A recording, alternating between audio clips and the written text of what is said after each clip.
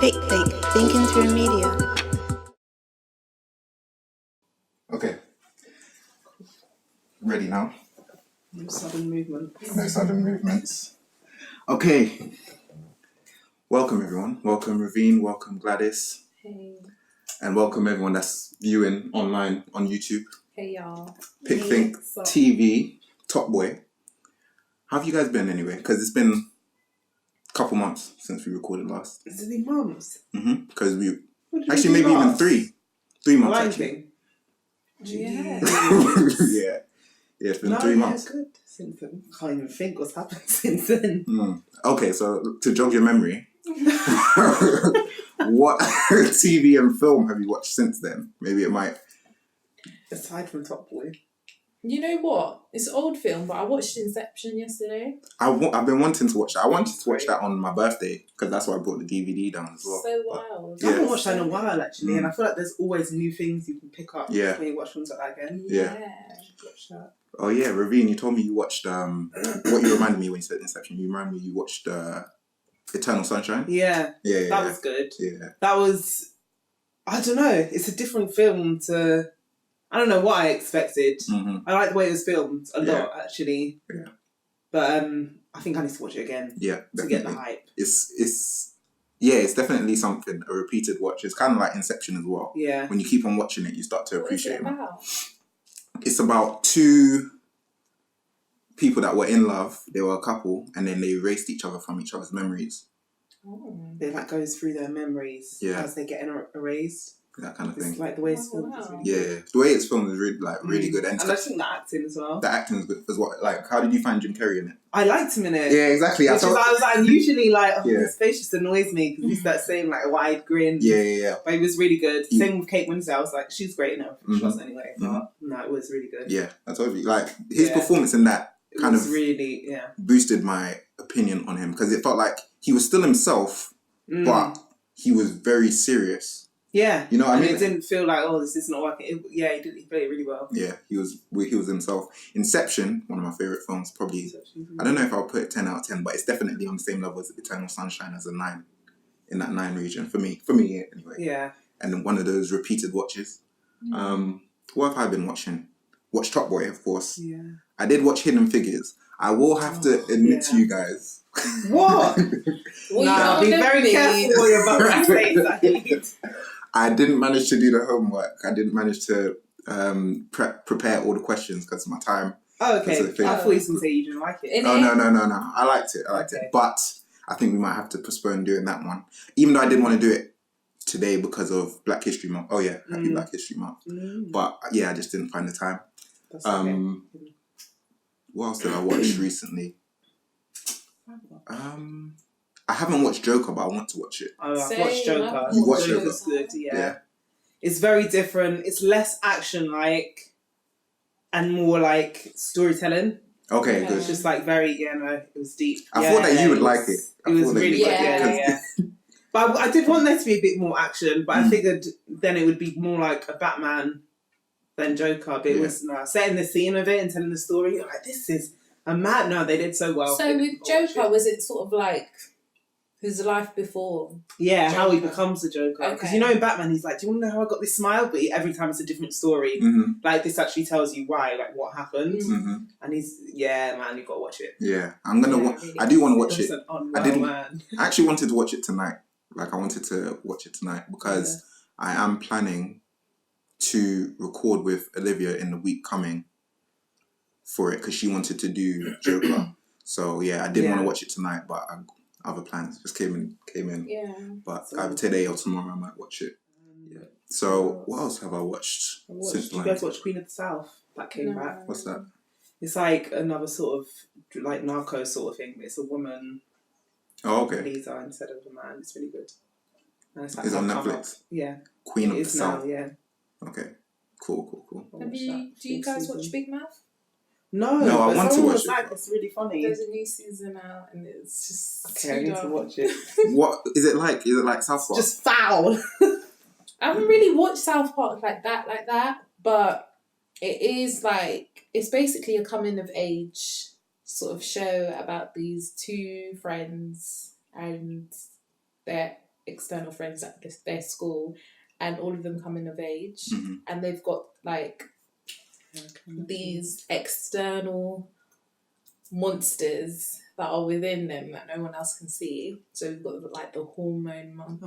Oh, okay, yeah. And then like the depression kitty. Like an Inside And- Out, but for adults. Oh yeah. basically. Yeah, that is like. And it's just really funny as well because it's just dumb. Alright, watch it. It's literally so funny.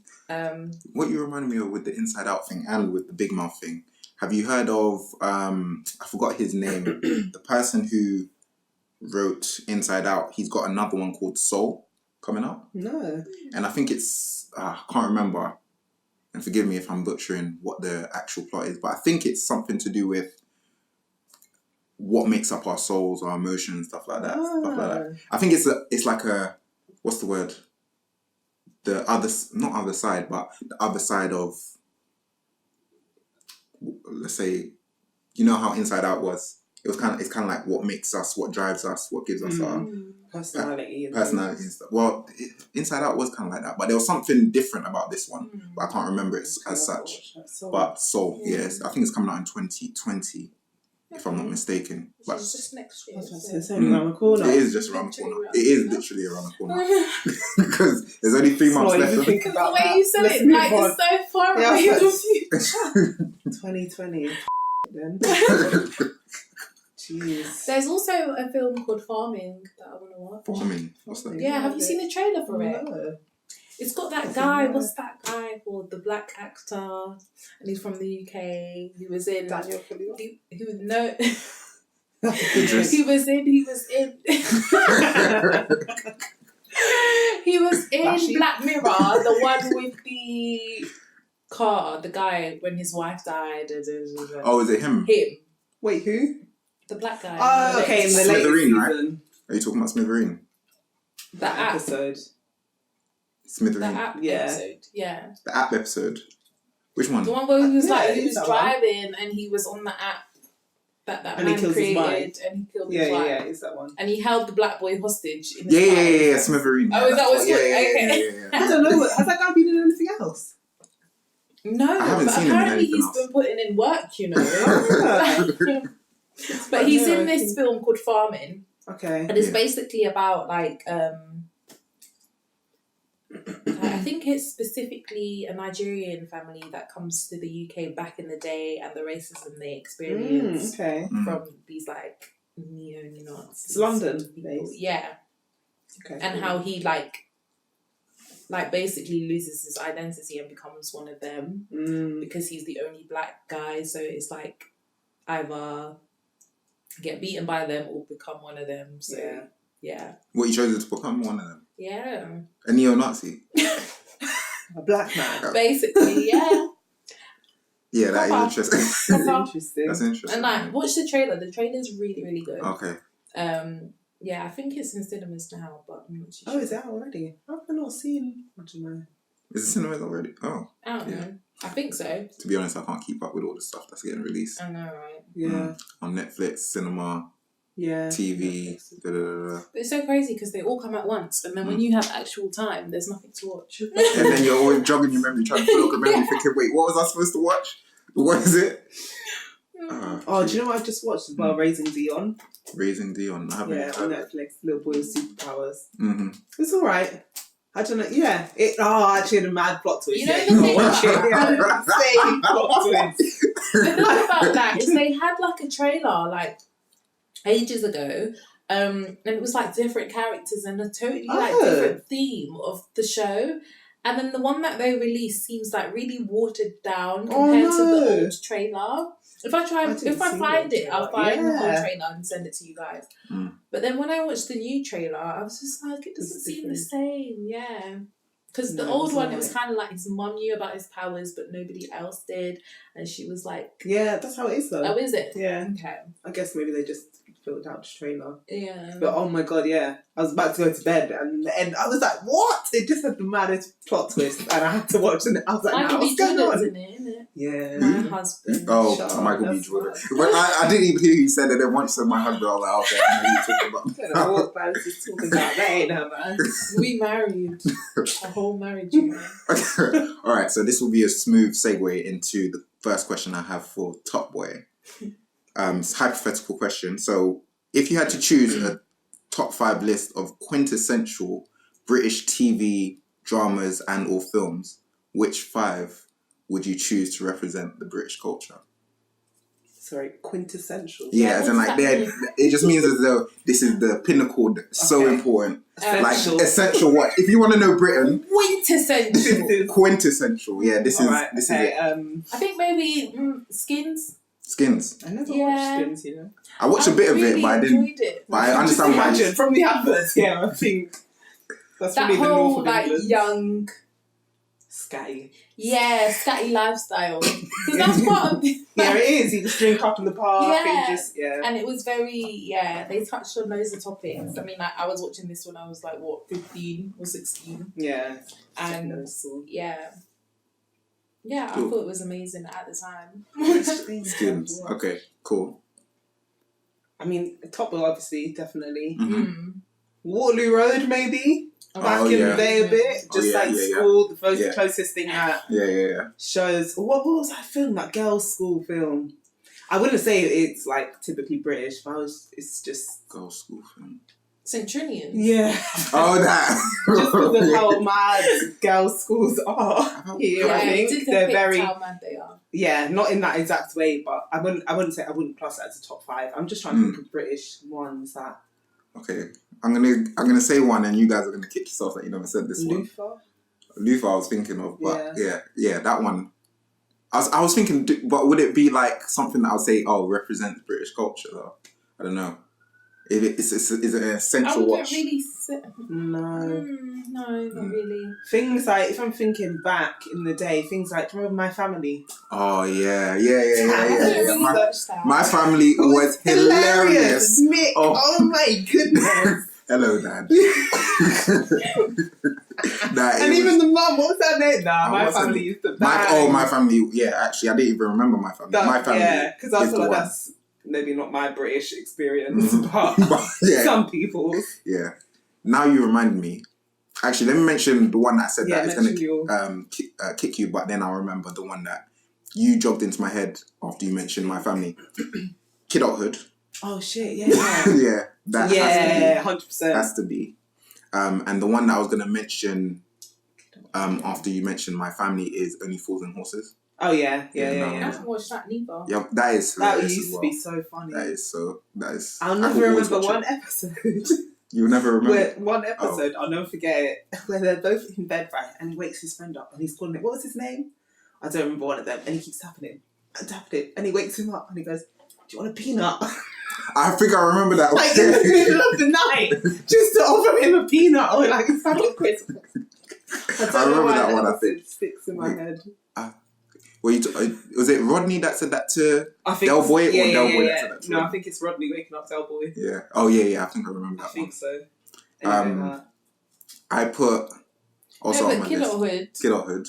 That Really was stick on- epic. Yeah. That one, Yeah. I've watched that probably I've like watched that double again digits too. time. Double digits. Yeah. Every time that it's on BBC. What was it on BBC? It's so British, yeah. It's so British. It's It's just, literally just everything. Yeah. I remember watching it and just being like, this is is life. Yeah. this is it. Yeah.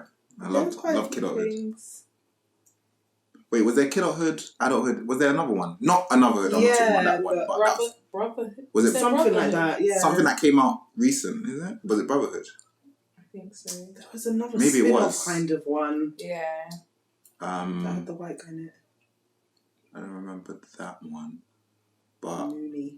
to be fair, I did think that the way that they were going to go, I didn't think that they were going to go into Brotherhood. I thought they were going to go into Parenthood.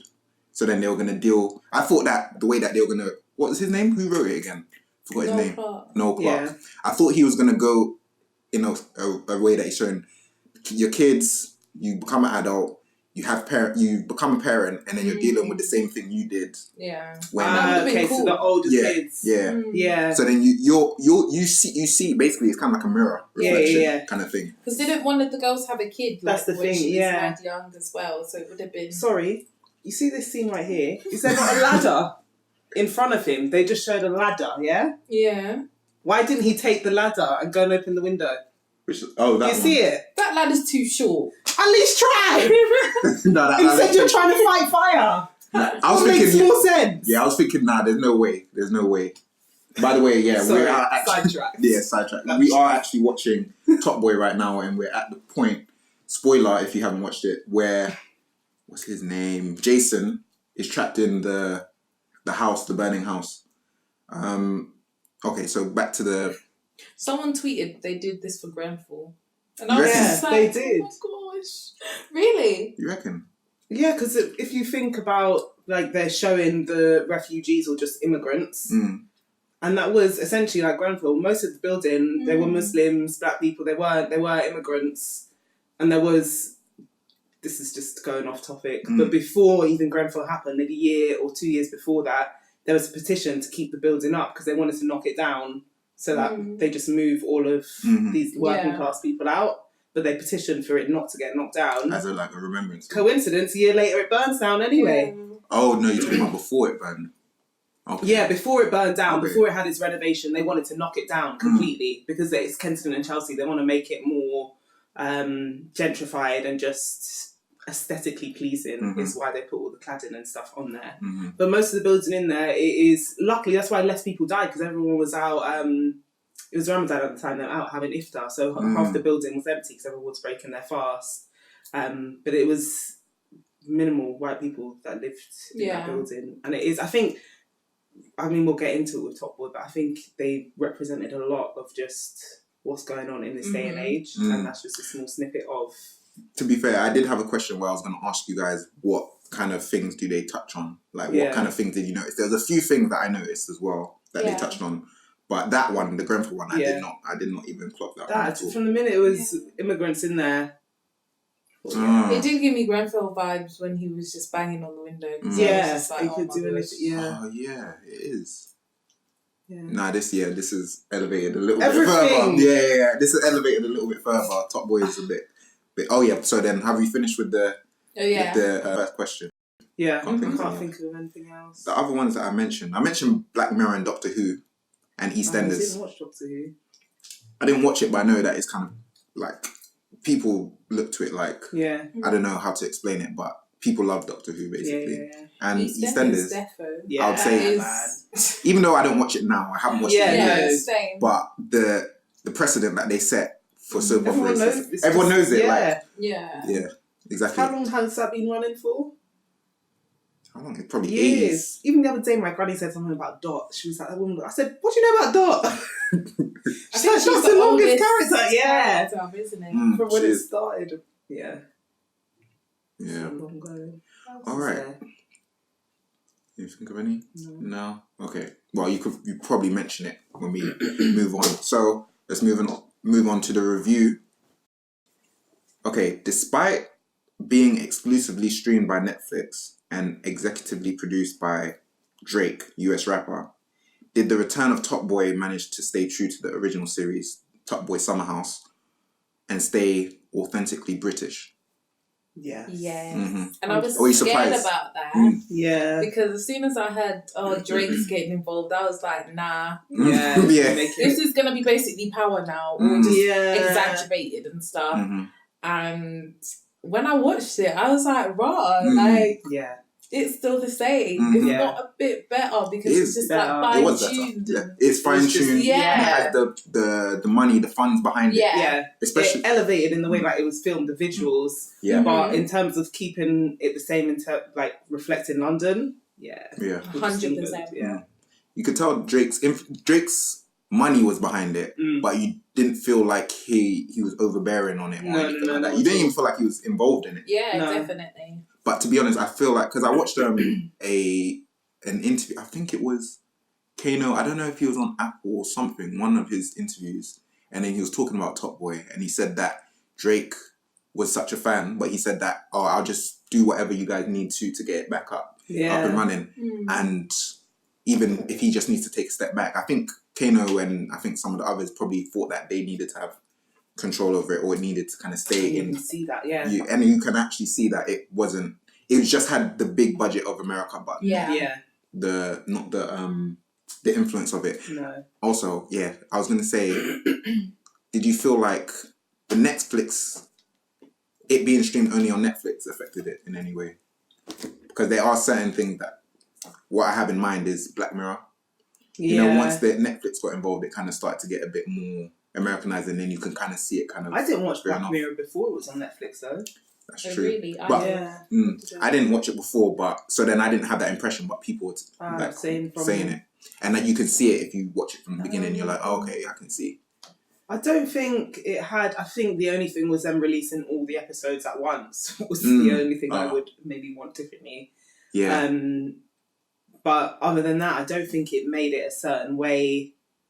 I feel like it made sense in a sense, because when Top Boy first came out, it was before like this internet sort of watching things online, and everybody watched it on their TV screens because that's what everyone would do. So I feel like they've just come with the change of time and just put it on Netflix. Because no one really watches TV. Yeah, no one. I feel like if they was to put it on TV, it'd be a bit. You reckon? Yeah. They did put it on TV, didn't they? As well? No, they didn't. No. Because I think I would have had more trouble trying to catch it every Friday at 9 p.m. on Channel 4. If rather than it being on Netflix. Sidetrack though. How did we used to do that stuff? I don't know. Because me now, it's like, I can't. When something's scheduled, I'm like, nah, I have to watch it elsewhere. Only recently I have watched something that was scheduled. That was Lord of the Rings.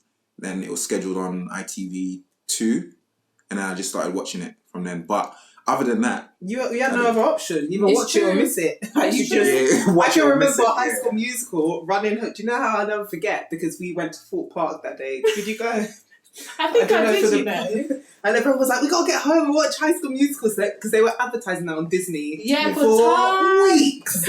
And it was finally debuting, so everyone was like, no, there's no hanging out.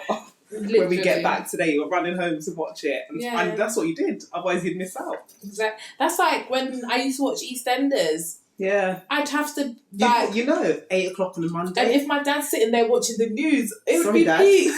Because me and my siblings will be sitting there huffing and puffing. You'll catch it at 10 on BBC 3. Or on Sunday, Omnibus, or whatever it was called. I never called the Omnibus.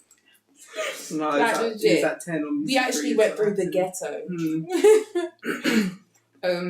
Or catch it on the +1 channels. Yeah. But yeah, that was. Do you remember Teletext? The button you remote, and that was your guide. Wow. We've been through the ghetto. Okay. I'm so glad we experienced that though. Today's generation will never know about missing out, boy. No. But I think Netflix, it was. Yeah. I feel like it was a relevant platform to put it on. Yeah. What did you think about the new 10-part episode setup? Because before it was 4 episodes per season.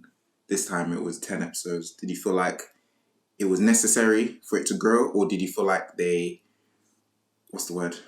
stretched it out a bit too much? I think even if they did 4 episodes, it would have still been elite, amazing. But I think the fact that they extended it, it didn't feel stretched out. It felt like everything, it needed to be that long. And it was perfect. I think any more would have been maybe then stretching it out.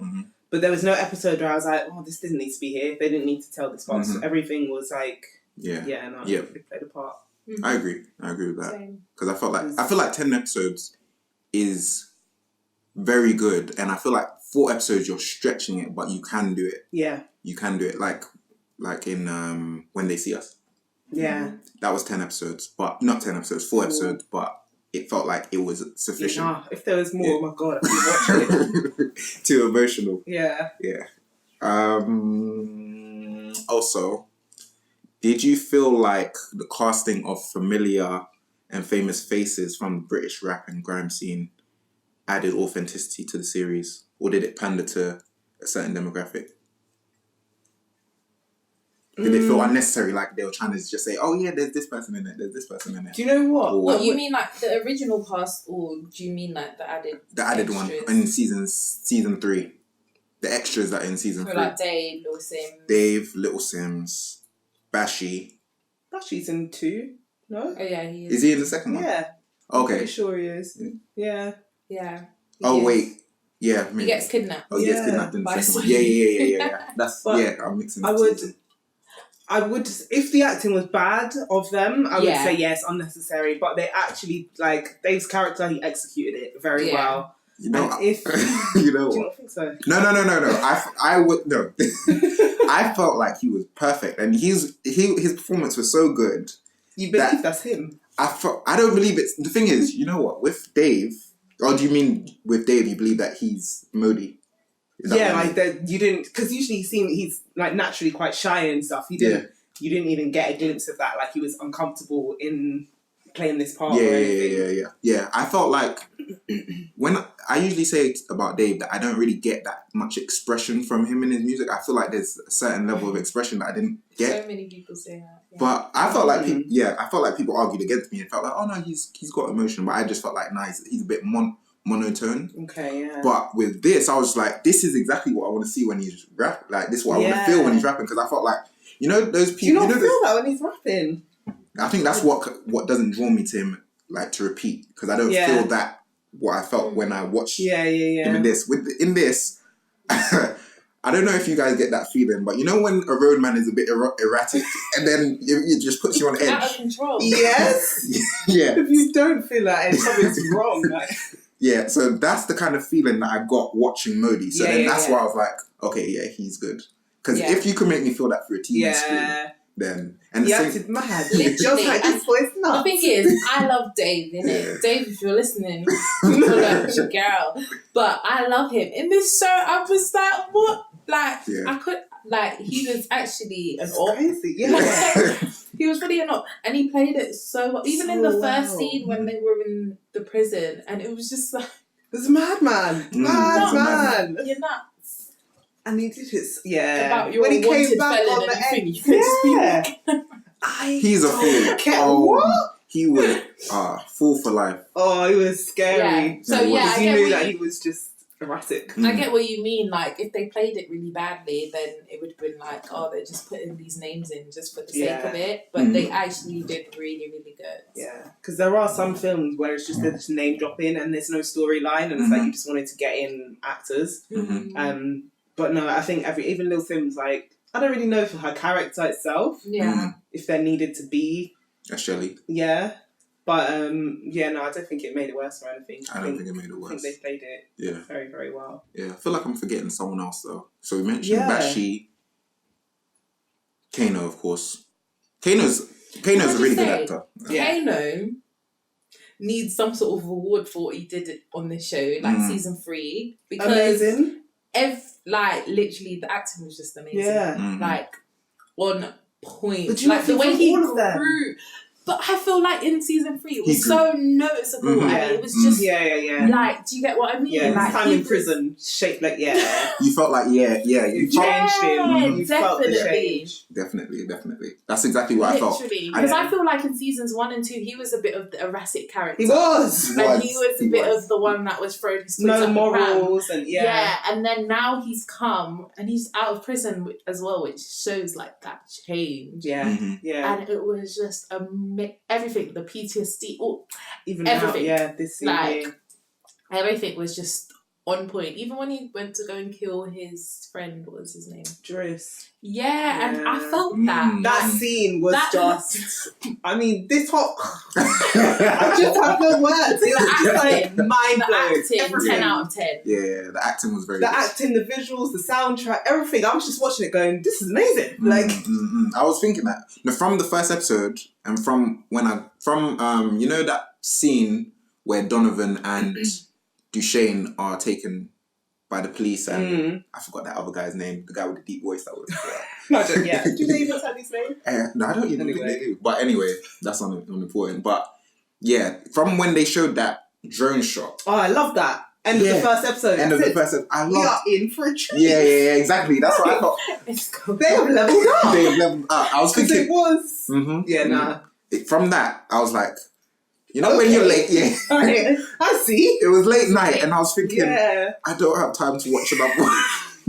You know, But I'm tempted But to. I'm going to because Yeah. that's just the way I get. No, it was that shot too. I was just like, yeah, you guys are going in this time round. Like the fact that you've even taken it to Jamaica and it's not no little like it was just it was filmed amazing. They had the budget. They had the Drake. Thank you. And it segued quite well from season 2 to season 3, despite being such a long gap. Yeah. 6-year gap.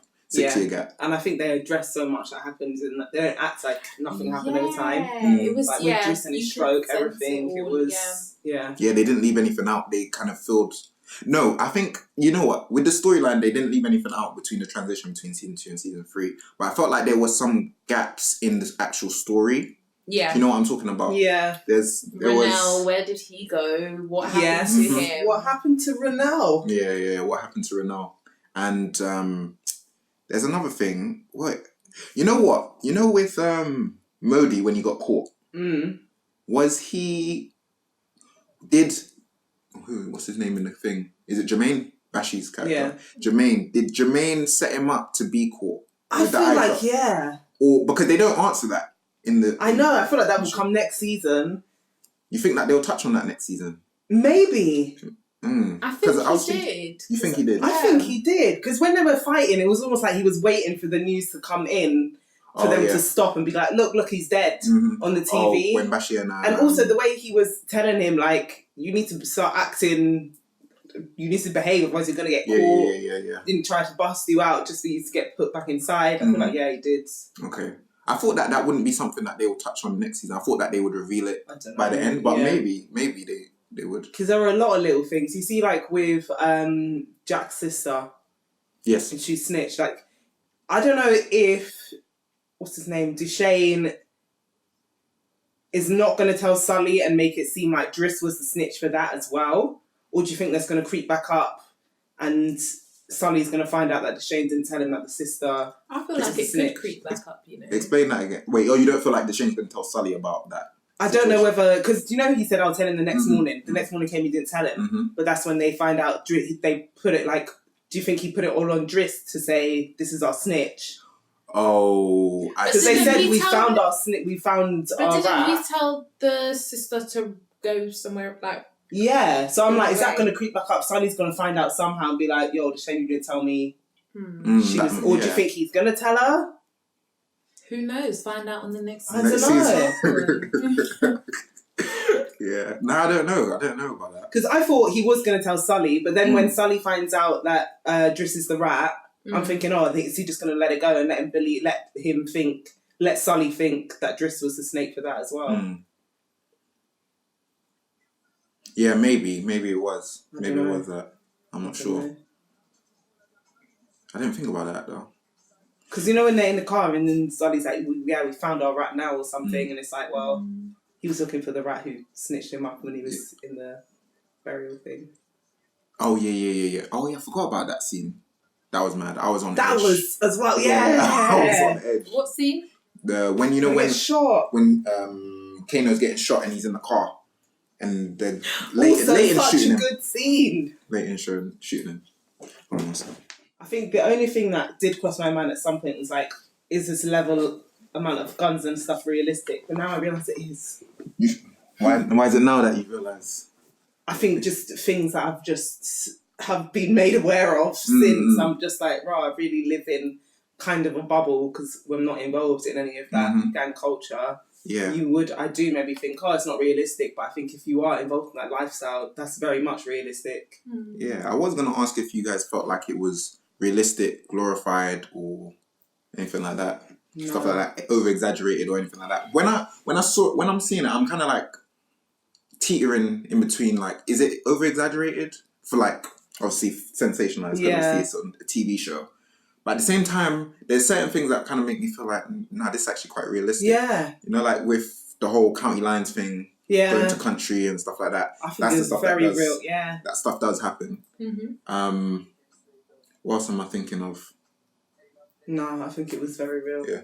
Did you manage to spot any familiar places, any familiar sceneries? Because I saw... Central Middlesex Hospital. That's what- That Baby, That's exactly me. That was me as well. I must have been with my roommate, and I was like, "That's the hospital I wanted." I was like, "Wait, that's Central Middlesex." I'm famous. By association. By association. But then, also on second watch, did you guys notice that the Jamie met up with that other erratic roadman in Whiteley's? Oh yeah, Whiteley's. I recognise. I said, "Wow, people are still going Whiteley's." It's so run down as it is. Is it run down? They got sure down all to the build clothes houses. It's not knocked down. I know. I heard they were doing it. Yeah. Because that's my cousin's local, and she's just like, I can't go It's there gone now. now. No, it's gone. I know. When did she say that? Closing down early this year, probably. 2 Probably, months but it's a nice ago. building. Say a couple months ago. Yeah. No, I heard they were doing it because for time the shops have slowly been shutting in there. Yeah. I can't remember the person they meet. So who did she meet with? What I can't remember where he's from. I think it's from the opposing gang, but I think it was something to do with supplying. I think he was applying, and then when he was the guy, he puts me on edge as well. He was just like, I don't even know how to do it, but he was just like shouting, and Jamie's just there like, do you want the food or not? And then he's just shouting. It's a bit mad. Yeah, you still don't remember it. I can't think. I can picture the scene, but I can't think. Was of it the when guy. he was with the girl in the shop? Yeah, when he met Tilly, and just after. Yeah, but who is he? Who's the character? I don't think he's anyone famous, but I don't know his name. No, I can't even remember. But I think they fought with them. Yeah, they did. They fought with them the me. episode after. So this was episode 2. They fought with them the episode after, and then they had that hospital scene. You know, that hospital where he goes to scuffle. Oh yeah. Yeah. That was the only bit where I was like, maybe that's a bit unrealistic. I don't know. Well, I think that might have been unrealistic, but I was thinking, this is mad. Yeah. When I was watching it, I was thinking, this is actually... because I think I had to do the little 10-second rewind because I was like, whoa, that happened quick. Mm-hmm. And then I realised it was because they plopped the ops. Yeah, the whole Tilly stuff. I was like, listen, Rhodes men will get you shot down. Like, really, I don't know what she was doing. Mate. But I'm not going to That was lie, sad. she would have just got in the car and then they would have driven off. quickly. Maybe that wouldn't have happened. Yeah. Maybe. She had to be doing her styles. Yeah. Okay. I don't know the relevance of that though. Like, do you I think it could have been okay without that. Tilly. No, I think that kind of had significance. I think only found significance in that in my second watch. Yeah. When he meets up with Tilly's dad. Yeah. And then Tilly's dad is saying, "Oh, look what you've caused. I just want you to see the damage that you're doing because innocent of you, people again. Yeah. just because you want to make some money, that kind of thing." Like at the same time, of course, I see it from his side of the view. Like it's selfish to kind of involve people in this and get people shot because of it. But at the same time, I think the story of Ats and his mum and what's her name, Stefan, kind of shows that it's deeper than just making money. Yeah. It's not just about just making money because you're selfish or because you can't get enough. I think that's what I loved about this. It was so real because it's still, even though it showed the whole gang culture, gang life and stuff, and it's a negative lifestyle, it showed that the intentions or the reasons for doing it is not because they want to. It's not because, I really want to go out and kill people and sell drugs, because this is the only option we have. I need to provide. And that's how so many young boys, that's how they get into it. That is so real. It's like, and I think I liked the fact that they're showing this to people who maybe don't understand that lifestyle or don't know anything about that, because there's a lot of people that will just see gangs on the road and think, oh yeah, these little boys, and they are up to no good probably, but they don't see what happens behind it, what's driven them to get to that point, which is why I love this, because I was just like, this is it. Like they're going through shit themselves. It's not them wanting to be the bad boys, but yeah. Yeah. No, I think I'm going to come back to that. There's a deeper question I want to ask around that. And it holds significance with this book, why I brought this book. I was looking at that big book. This book. And if you see the title, it's called Being a Nothingness by Sartre. Oh. What was John this Paul referenced in? Was it in The Power of Now or something? Or there was it? No, but, I think maybe it's in the psychopath test. Yeah. Some book I was reading. But yeah, basically, what you just mentioned kind of reminds me of something, but we'll get onto that later. Have you read this? Some of it, yeah. Not the whole thing. Oh. Definitely not the whole thing. But How in my tiny masters. this is. Oh, you can read Chantal on this.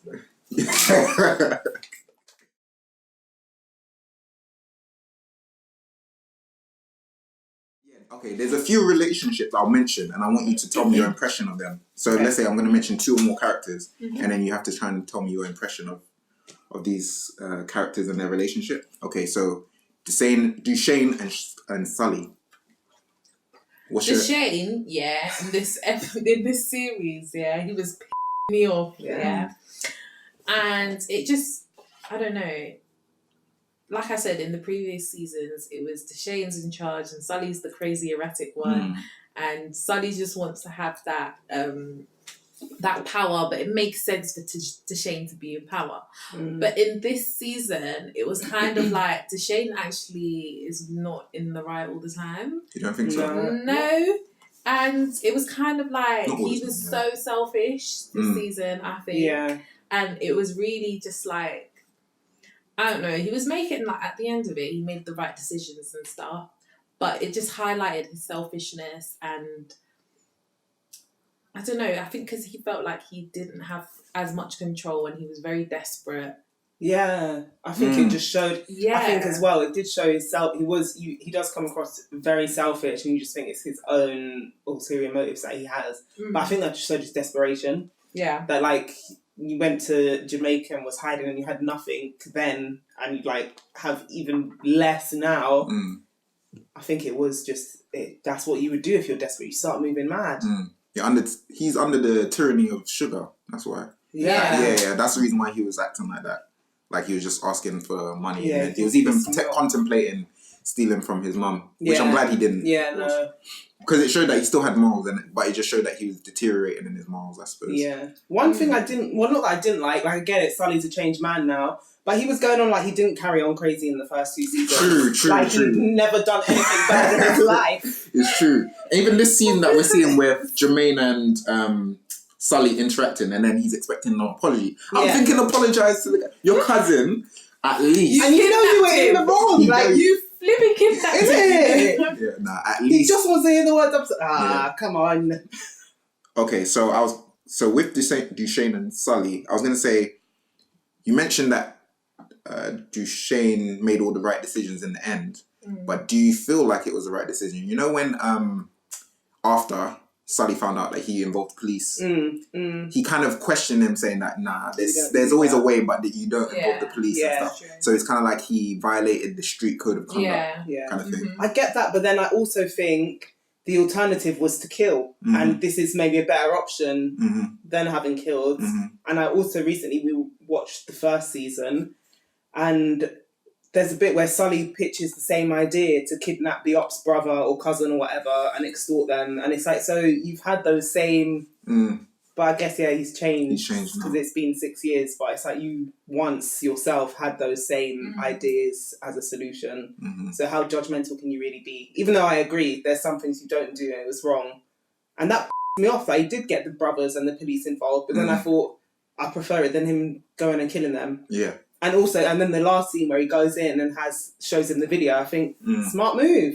Smart move. Now you've got him under control. You don't have no competition. Exactly. I thought it was genius what he did. Yeah. When they showed that clip, I thought, this is making sense now. He did, Very tactful move. Very tactful. Very, very, very. I did rate his moves. But I did feel like, I didn't, initially I didn't think, he called the police. Only when Sully said it, I was like, okay, maybe he might have done something wrong, but at the same time I'm thinking, can you really adopt we have to abide by these rules? If you're in street life, where do you draw the line? Or does it just show that no matter what game you're playing, you need to abide by some sort of rules, if that makes sense? Even if it's an illegal game in legal society, are there still some rules that you have to abide by?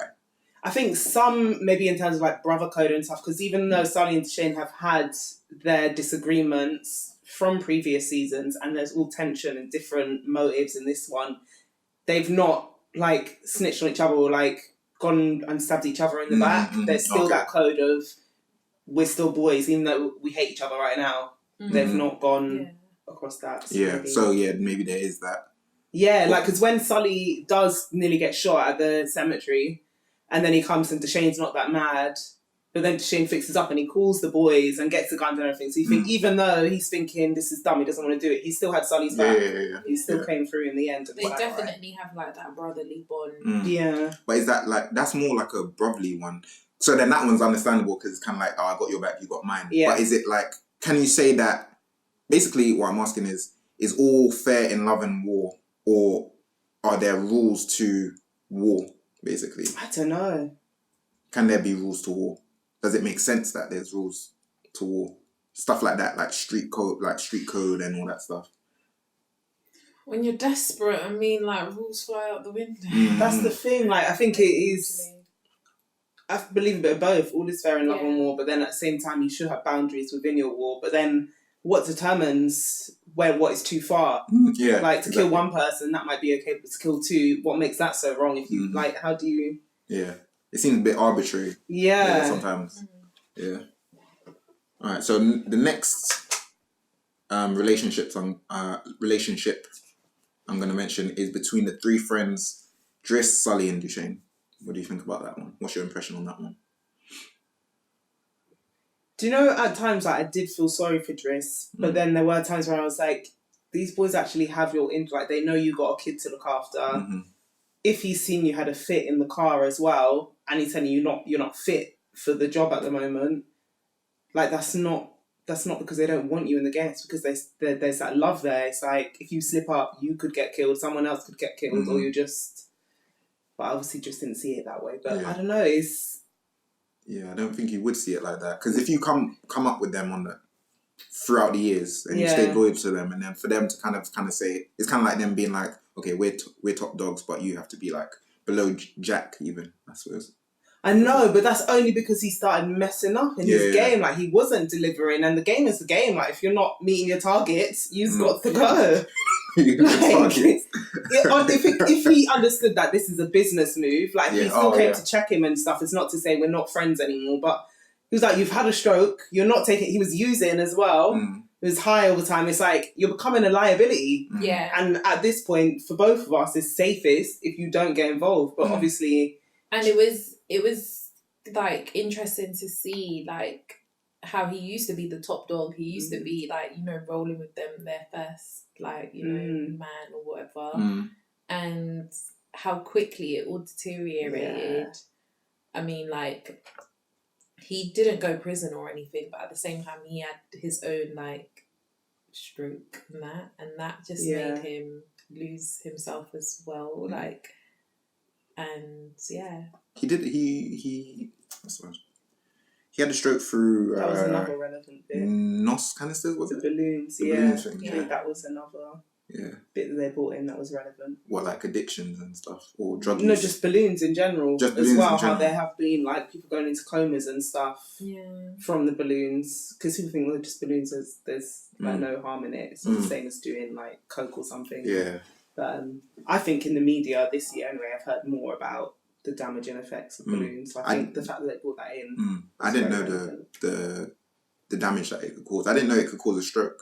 Yeah, because you're essentially doing exactly what stroke is, depriving the brain of oxygen. Ah, okay. That is a stroke when oxygen is not getting to your brain, and that's exactly what balloons do.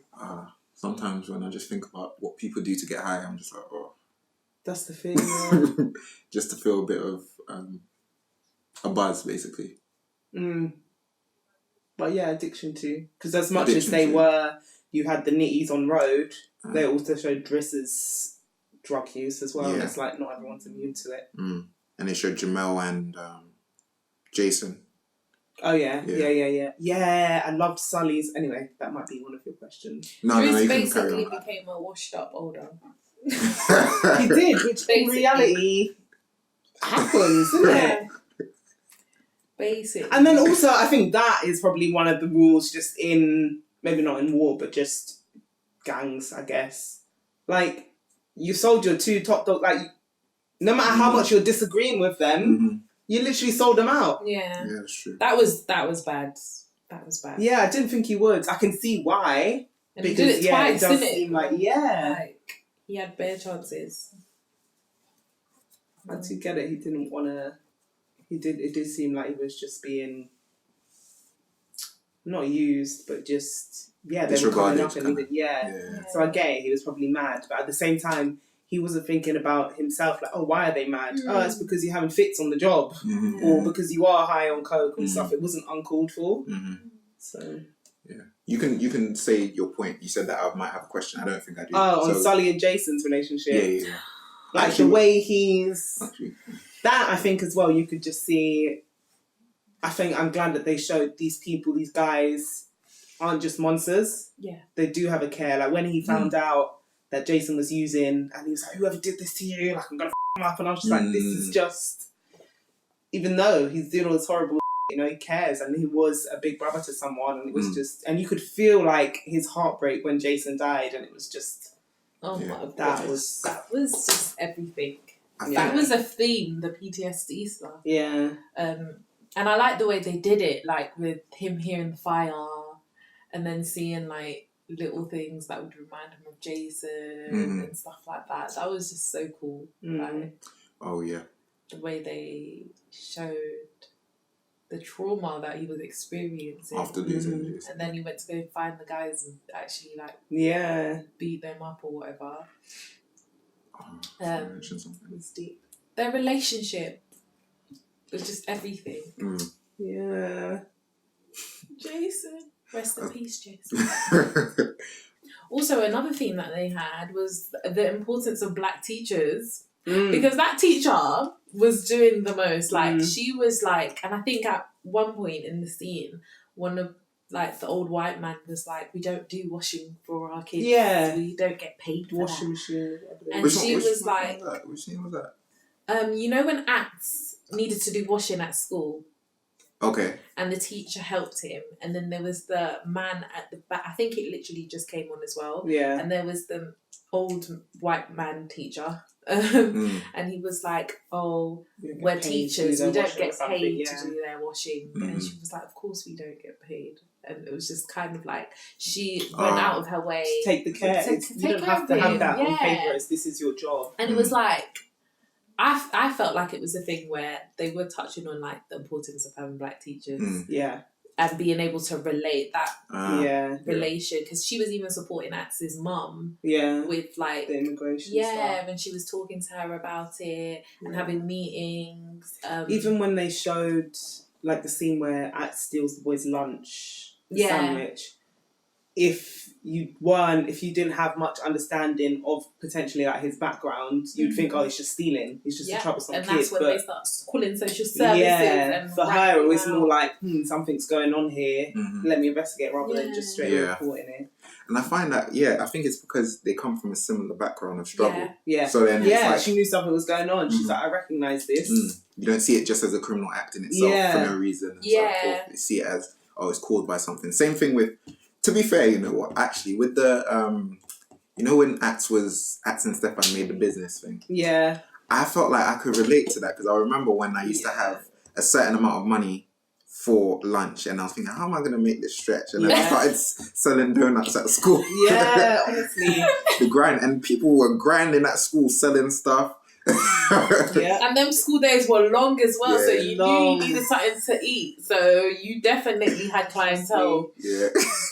Clientele. That's true. I love that. Steph and Axe is... Yeah, I was going to say, what about their relationship? How do you find that? I loved how they depicted it. Like, even after they had their fight, and Steph doesn't say a lot. Yeah. He's not very verbal, but you just felt like the bromance there. Like, he was really... Even when he went to Manchester and he didn't want to, but he was like, "It's my boy, I'm gonna go." But after the argument, when he's like, they didn't even have to apologise. But he was still there. And then when they just do stupidness and they were doing their little dance and like going to steal the dog, it was just two like peas in a pod. Yeah, and it just goes to show how kids are in it. Like, they'll have stupid ideas and then just go along with it, because it's their friend and I feel like those two represented like a lot of boys out there. Even like Deshane and Sully, probably what they were like when they were younger, and it was quite nice to see. Because they both had different stuff going on, but when they would come together, it's like they would be able to be kids and be just like Yeah. themselves. Yeah, that's true. Yeah. Even when Axe was telling his mum to shut up or whatever, I thought he was going to go and link Jack or something to do a job, but it was just to go and see Steph. Just wanted to check his friend. Yeah, literally. I thought that it was to go and see Jack as Yeah. well. But he was like, no, this is important. Like, and he knew he messed up with Steph, so he was like, I gotta go and. Yeah, no, it was cute. I did like their relationship. I especially like the fact that one was African and one was from the Caribbean. Yeah. Because it's like, it kind of like. Did they show that difference though? Yeah. Kind of. I think they kind of showed it in a way that it was like with Axe's mum. What's her name? Amma, was it? Yeah. They showed it with that, and then they showed the background of Stefan, and then it was kind of like, I don't know if they did it on purpose, but I feel like they did. You know when Jamie was kind of saying or implying to Steph to kind of be like more like Axe, because then he he has a background of education first, that kind of thing. Yeah. And I kind of like that kind of learn from each other kind of thing, or stick by each other kind of thing. Yeah. That was good. I think just the whole immigration thing was very relevant as well. The immigration thing, yeah. Yeah. That one you know what, I was actually quite curious about that one. I was thinking if she had her papers and all that and everything like that, then what was the issue? What was the actual? I think then they couldn't find a copy of the papers. Yeah, that's exactly. You can have your papers and they'll still be an issue. That was like in the news. How was it last year? You know, all the people that came over in the Windrush from the Caribbean, but the immigration officer or whatever lost all the documents. So they start deporting people because you've lost the documents. Now you wanted to put, but they had that like. They did everything right, but they've lost them now. So that's, it's not on them. It shouldn't be on them to kind of be because back, you can't find them, So that was, very real. And I think they even touched on, like, gentrification. Yeah, definitely. Like, when to shame went into the coffee shop. And he's just there standing. What's I just want coffee. $3.50 for coffee. Yeah, no, everything was... Yeah. To be honest, that's how I feel when I go to Harlesden and I see Costa. That shocked me. And I keep on thinking, if someone went to prison when we were in secondary school and they came out and saw Harlesden now, they would be like, a Subway? A Holland and Barrett? What? Yes! A Costa? Oh, my days. Where's that road even changed? Yeah. What? And that road changed as well, as well. Yeah, no. Okay, so who else do I have? Okay, the three brothers, Jamie, Stefan, and I forgot the middle brother's name. Aaron. The middle child. Was it Aaron? Aaron. Their relationship. Loved it. I liked it too. Loved it. Jamie doing the most. Mm-hmm. But I guess you have to, innit? Do you feel like it was realistic when he kind of not threatened, but he kind of intimidated the teacher when he said, "Oh, no one likes sarcasm." I think he had to do it. I like that. I loved it. Yeah. I felt like the whole parents' evening thing and all that was like when Steph came in and he was in the bath. I loved that as well. Oh, I know. This is just how it is. Yeah, that's how it is. He's like, "Oh, I need a bit of privacy," but he's still chatting. He's still talking. Yeah, I felt like that. No one. But what I didn't like, which is maybe it was very true what he said. You know when he's having the conversation with the brother and he's like, "I'm your mother, your father, and your brother." Yeah.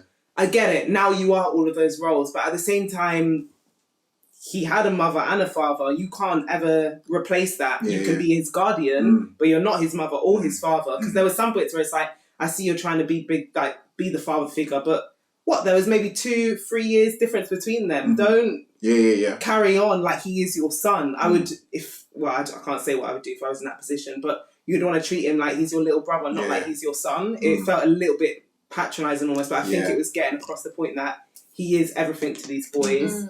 Yeah. But at the same time, it's like you don't you're making yourself all of that. Where it's he's exalting himself. Yeah, because Aaron was old enough to look after it. Well, it was nice to still have that father figure, but he was still at uni. I kind of feel like though, even though we didn't see the parents or whatever, it seemed like the parents did have something strong going on in terms of looking after their kids. So I kind of felt like Jamie just sort of like adopted it, but a bit too much. Yeah, I get what you mean. It seemed like they had a very stable family life. So I feel like he was overdoing it to make up for what they had before now that the parents were gone. Probably right, yeah. Yeah, I agree. These two, it's just a bit weird. Okay, so the relationship between I don't know her name, but Jamie and Lizzie, the drug supplier. Lizzie? Was it? Was her name Lizzie? I don't know. Oh no, I'll look it up. You know. The drug supplier. But yeah, what about their relationship? Is that it was does that very seem weird to me. Yeah.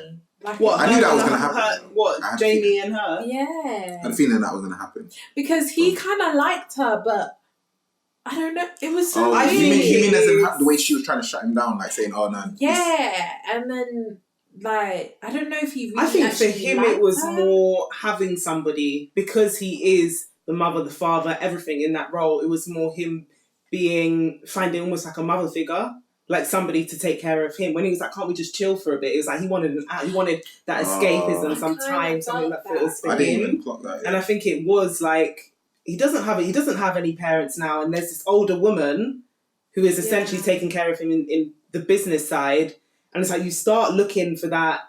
He has a void that needs to be filled, probably by an older woman figure. Yeah, because I kind of felt he looked to her kind of in the sense of like a mother, but then he it wasn't very attracted sexual. to her. Yeah. So it was kind of like, isn't that like not a condition, but there's a name for it. Like Is it the Oedipus complex? I think but for so. females for something different. I don't know what it is. Oedipus complex. Oh yeah, to fall in love. Yeah, Oedipus with complex. like a parent. Yeah, as in like to envy the father. It's Freud's theory, to envy the father and to kind of desire the mother. Yeah. I kind of felt like he had. Yeah, I think it was like him. That's what I got from it anyway. That he was looking for some sort of mother figure, or just to be that little boy. Because in every other aspect of his life, he has to be the big the boss. He has to be hard and tough. And it was like, can't we just chill? Can't we just like? Yeah, he just when he was like, can't we just chill? I see. Like, he was like a little puppy. He just wanted to be cuddled and just Okay, I see. My mind didn't even go there. I thought he just had like a little fetish and I didn't think of it deeper as if he's lost a mother and because it doesn't come across that he wants just sex from her. Yeah. Oh yeah, no, he doesn't want just sex. Yeah, because it felt like he wanted someone to tell him it's gonna be alright and just yeah. I never got that, but yeah, that's quite interesting. How did you find the relationship between Ats and his mum? I liked it, but I also thought I thought that wasn't as realistic. Yeah, as an African mother. Oh, what? I mean, I don't have an African mother, but you get the I vibes. imagine, she wouldn't be as soft and yeah. No, African mothers can be quite soft. No, I know they can be soft, but when he was swearing, she's like, "Aren't you gonna beat your son? What the hell?" Or at least do the stern look. Something. Okay, I see what you mean.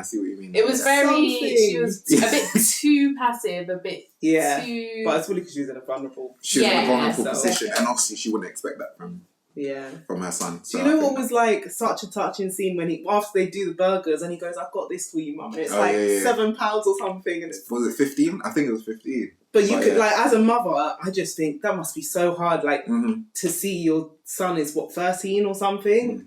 And he's out there and trying to grind for you. You shouldn't have to make your kids feel like they need to look after you at that age. And it was just, I felt that scene. That was... Yeah. But that's pretty much... That's what I do like about the series. It kind of shows that Ats is the next generation, and then if he continues down that path, he's just going to move on to drugs or something like that. It's not any... I don't want to say it's not any different, but it's just got the same motivations. The drugs, selling drugs and selling burgers and all this stuff has the same motivations. Yeah. And the reason why I can relate to it is because, I had to do something similar to make money stretch at secondary school. So, and a lot of people felt that way. It's very normal, And it just showed how easy it is to sort of slip into that world. Because I feel like at the beginning, Ats was like kind of so far removed from it. Yeah. But then just like that, he was in something it. changes. Like, literally. Yeah, that's true. And that's what happens. Okay. Yeah. The sister-sister relationship between Jack and... I forgot I loved it. I don't know. I don't even remember her name either. I don't remember her name before. Hilarious. You know when she goes, "What's your girlfriend's name?" And it's like Maud or something. And she starts She's messaging like, "You texting everyone." What's her name is that? That was funny. So I like that because that's how sibling relationships are. You don't like each other at the best of times. So when they didn't get along, I was like, "This is like." And then when she heard her crying, and she was like, "Okay, something's wrong. It's not it's not my cereal, my energy bar." Yeah. She's like, "I'm not that mad." yeah. She's like, "I'm not that bad. I don't even care." Yeah, it's all right. But when she started punching her, I was like, wrong. But at the same time, I do see that she saved her. That does happen in sibling relationships now. That does, So, and I think she did it because if she didn't, Sully was gonna go and f*** her up. So because when she went and told them, she goes, "Don't worry, I took care of it. Like I beat her up." But if she had let Deshane do that, it would have been more than a footprint on her face. It would have been That was vicious though. Game over. It was when vicious. she was stamping. I was when she was stamping, that was like. But then when she didn't give her up, I thought, "This is why I love Jack." She goes, "It's my blood. I can't do it." Like, But I was thinking, why did she tell Deshane at the same time? I think that's one of the unspoken rules that you got to, if you know about it, you know that's the one that set you up to die. Like it wasn't a little leak. Let me just check. Okay, so the final relationship that I'm going to ask about is Shelley and Deshane. I love Shelley. I love Shelley. She was a nice character because she was like a breath of fresh air for the drama. Yeah. Literally. She's very different from all. Yeah. Yeah. She was nice and relaxed, nice and calm, but she had a good head on her. But then someone with such a good head on you, would you go for someone like Deshane? Like when she went for I think you guys have to talk about that because I always wonder about this, and then I think you guys have to talk about this. Tell me, because I see it around, and I'm thinking, come on. But then I think only from a woman's perspective you can kind of speak on that. I can't speak on it. I feel like she didn't. I feel like Deshane came to her. As they do. Yeah, because again, he was looking for something. He wanted something. Like that when he went to her and he just gave her a hug. Like he just, again, needed that, like, to be hugged. And he didn't try nothing sexual. It was literally just like, hold me. Because the little boys are just such little boys. But their relationship, I don't know if it was necessary, but it was liked. I liked it. Like, I don't know if it... If that wasn't there, would it have taken away that much? But I liked... Would it have taken away? Like, if they didn't have the relationship, you think you would have been like, oh, something's missing, or they should have had a girlfriend. I don't think it was that significant. I don't think so. But I think it was... It played its nice parts, like with the mum. Yeah, I feel like it linked nicely with the mum and stuff. Yeah. And I suppose, her taking care of his mum, that's why he would be attracted to her. Yeah, someone that's, I suppose. Yeah, but I do get what you mean, as in, like, I think if I took it away from the storyline, I don't think it would take away from the storyline. That's what I'm saying. Yeah. But I think maybe actually now saying that, maybe it's just showing how they've changed over the years, like he's just become a bit softer. Like when Shelley asks him not to let the sister go, I don't remember her name, to let the sister off. Oh yeah, and he does. He gives her some money, and it's like, right, you can see he's got more. That's when he changed his mind. Yeah. And even with Shelley's daughter, that scene in the kitchen, we don't have coffee. Oh yeah, in the and morning. she was making her breakfast, and he helped her out with her cereal. He helped her with her cereal, and that was kind of nice. It was because I think it was different to their usual. Yeah.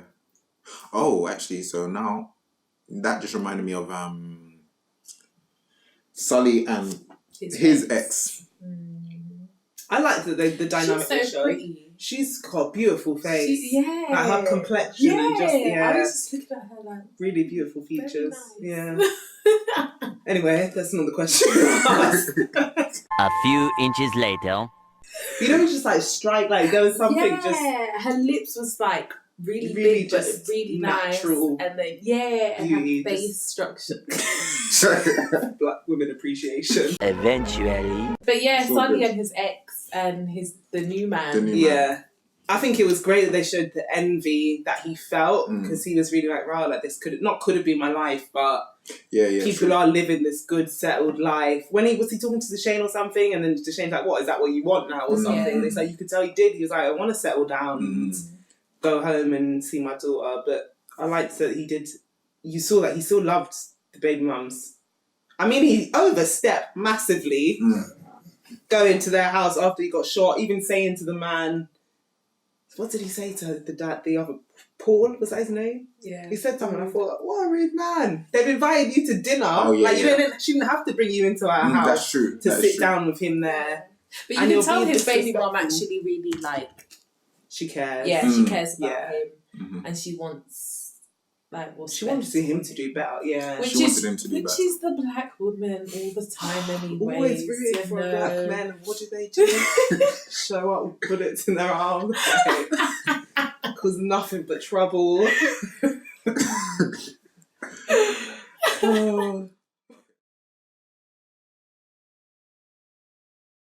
You know when you talked about how he was showing that he was a bit envious when he was talking to Deshane, and he's like, "Oh, is that the type of life you want?" Is that the same scene as when Deshane said, "Someone's hungry"?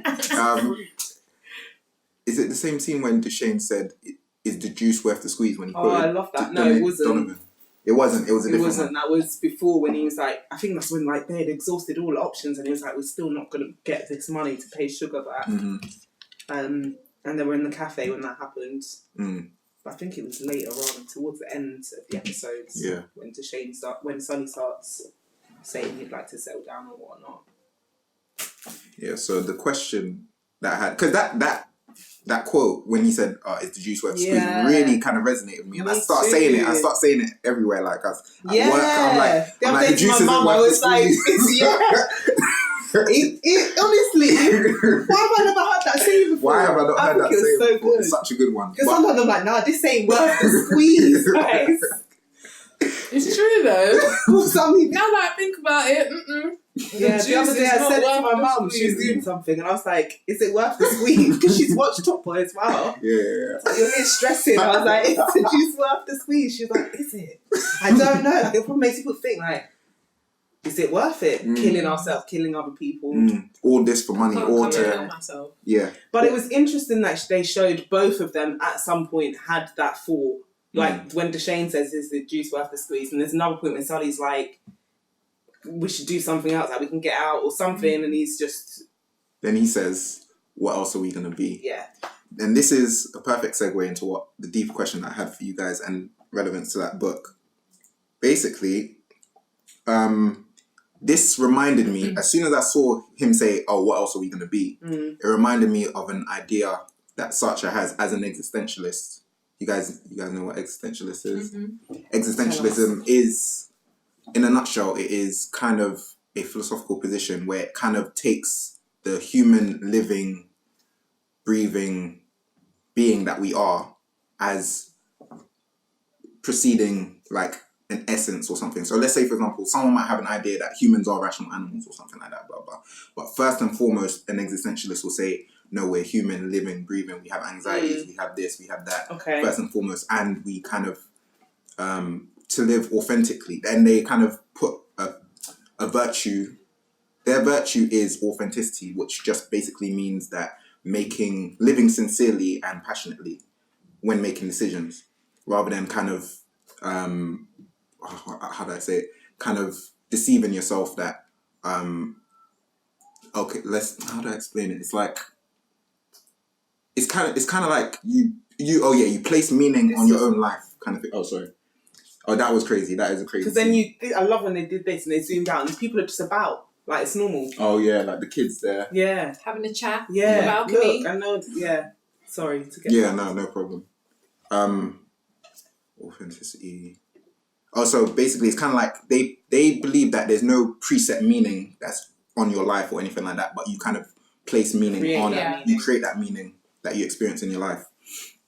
And so the reason why that's what he said about what else are we going to be, it reminded me of an idea of that Sartre called bad faith, which is pretty much saying it's kind of like you self-deceive yourself to believe that you have no freedom, but when you claim that what else are we going to be, you've already chosen initially that this is the way I'm going to be. Yeah.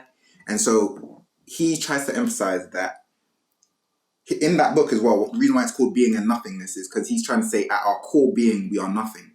And not in the sense of we're nothing in terms of worth, but as in like, whenever we say, I am this, we always go a bit above that anyway. We always transcend it. We aren't actually that, but we just identify with that.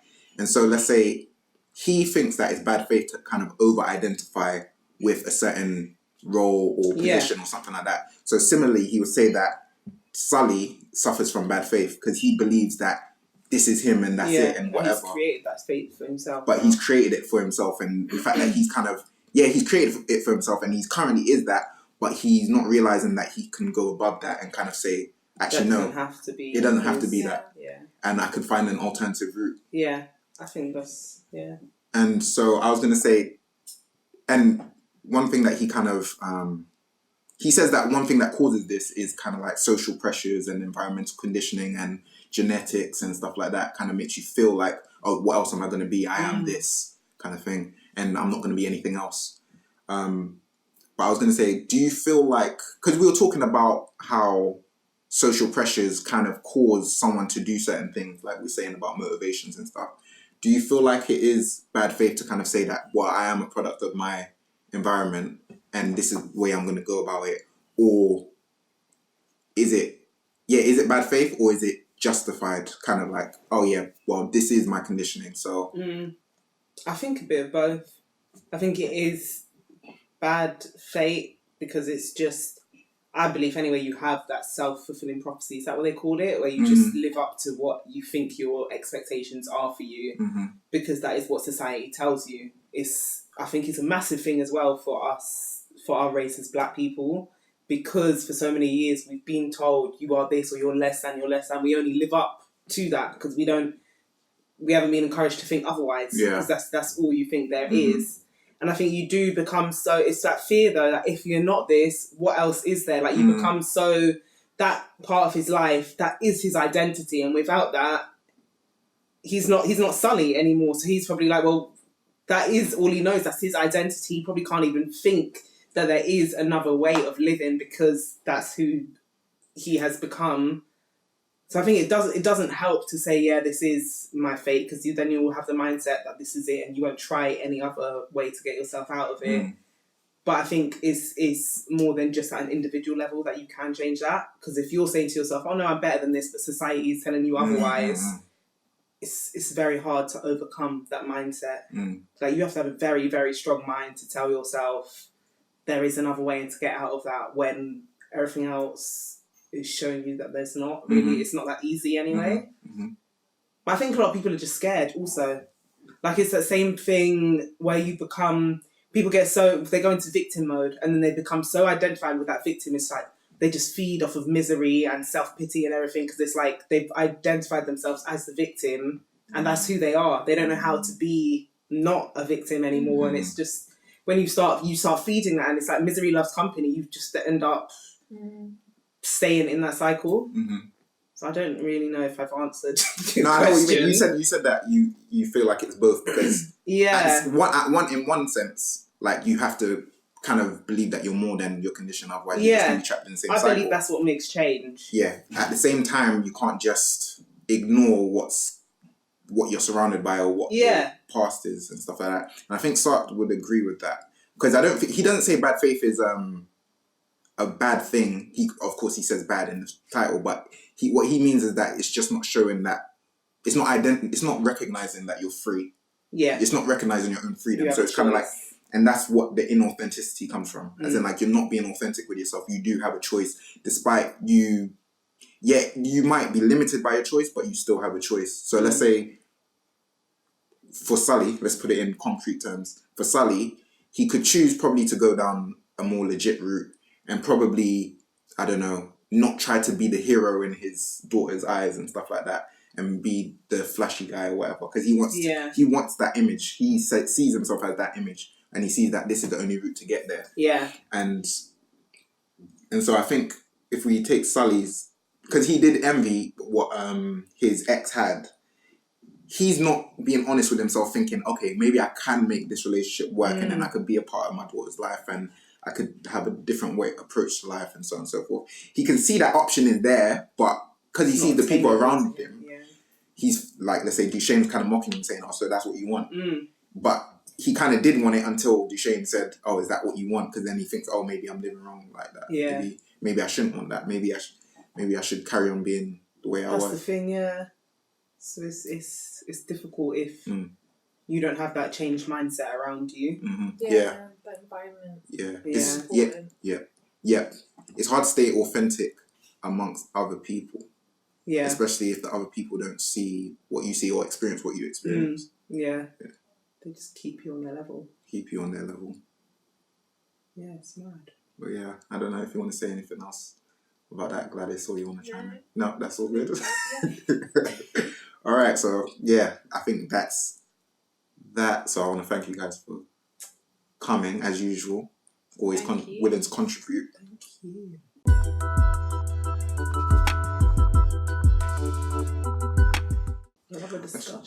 Another discussion down. Okay, let's give it like 2-3 minutes. What should we review next? I know, at this point you guys not doing Hidden Figures, but as long as because I feel like we have to do that properly. Yeah. So let's not rush. I haven't read the book though. I've seen your book there. Do you wanna borrow it? I've got so many books at the moment. I'm like, I want to say yes, but I'm like in the middle of like 3 books. Yeah. I need to start Shantaran because I finished this one. I'm pretty sure it is in The Power of Now. There's one where he mentions it. He probably did mention more it than once. Because I do remember. I think I remember the reference. I do think I remember. Either this or the Psychopath Test, which I read recently, but having a choice and not. Not feeling like you're a victim of your choice. Yeah, because I feel like you have to be very in tune, and it's so the minority that gets to that point where they realise they have a choice and you're not. Because more often it's like from the minute you start going to school or whatnot, your true identity starts getting hidden under all these layers of wanting to be society, accepted. What society wants from you, what they expect and then from you lose sight of what you important. actually are. Yeah. Anything that you want to watch or anything that you want to review, Gladys? Anything you're itching to review? What have I seen? Could do Joker, but I still need to watch Joker, I need to watch Joker. What were the suggested ones before? Yeah, we had a few, didn't we? Oh yeah, I think I did Wally 9. 9. Yeah, 9 is it's 9. yeah. Like as when I first heard of it, I was like, I'm surprised I never heard of it. It's pretty much only watched it once, but it's kind of like a Tim Burton kind of thing. I don't know if it is Tim Burton, but it's kind of like about how technology has kind of overrun humanity. And Okay, that'd be interesting. yeah, has overrun humanity, and how a scientist kind of made 9 different puppets with kind of like souls in them, and he kind of, I forgot what he did. I don't know if he left it. Humans. Or Yeah, something like that. I can't remember Right, it okay. too thing, but I know it was about technology and it was about very relevant. yeah. It was actually such a good one. I was thinking, how did I never even heard of Is it it? on Netflix? It is. I don't think it is not. I don't think it is. I don't Sorry. think it is not. I don't think it is not. Alright. But I'll check. But there was that. There's... What else is there? We could go to the classics. Yeah, I was going to say we could go to the classics like Inception and... Actually in my car. Or we can probably think ahead. We could think, okay, we'll do Hidden Figures, and then we could think, oh, we'll do something in time for Christmas. Or Elf. something like Elf. You want to do Elf? We Could do a Christmas one. Or could do that Disney best one. man's holiday. Oh my gosh. Best one. That is a Black film. Black Christmas film. Are there any horrors? Horror. Thrillers for Halloween? There's the I think it's a sequel to The Shining. I saw advertised I somewhere. saw an advert. Is it Doctor Sleep? Is that what it's called? I Besides don't think I've birthday ever today. seen Shining. Saeed. I mean, What? Sydney. Is it Sydney's birthday? Oh yeah, Why did 19th. he tweet? It's my brother's I'm birthday. 25 today. Is Just he want to thank God 25? in that. For I love Sydney, man. He's 25 to be young. Just